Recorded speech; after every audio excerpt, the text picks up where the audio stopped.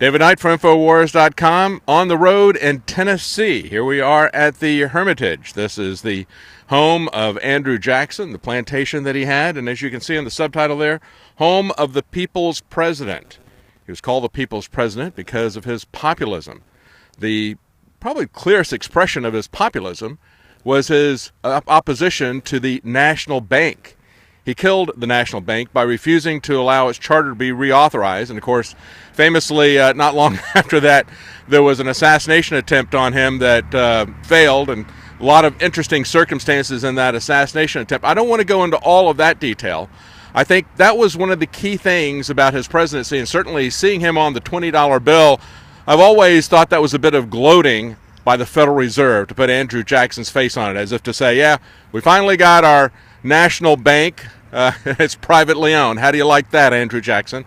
It was an important thing that Andrew Jackson did to shut down the central bank, the National Bank. I think it was the defining thing of his presidency. Of course, there were negative things within his presidency. His treatment of the Indians, the Cherokees especially, also his opposition to secession, which I believe is a valid solution. But let's talk about his path to power. That's what the political analysts have been talking about, the parallels between his path to power and Donald Trump's path to power, what we can learn about these different political parties. And, of course, you could make some parallels to the fact that he was a rough-talking outsider out of Washington, part of what made him a populist.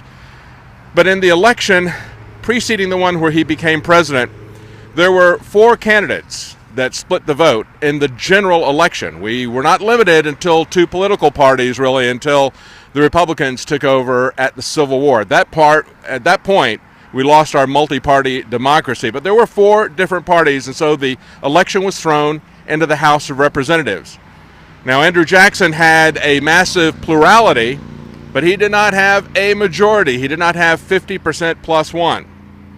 John Quincy Adams was in second place. John Quincy Adams was the essential establishment elitist, a guy who was highly educated, perhaps too highly educated, who had been part of the political establishment his entire life, was in second place. In fourth place was Henry Clay, who was Speaker of the House. What he did was to hand the election to John Quincy Adams. And, of course, Andrew Jackson hated him his entire life. He said he had 2 regrets. One of them was that he didn't shoot Henry Clay. Henry Clay gave his delegates, who was in the fourth place, and again, remember, he was the Speaker of the House. He's presiding over that election adjudication there. He gave his delegates to John Quincy Adams, which put John Quincy Adams over the top.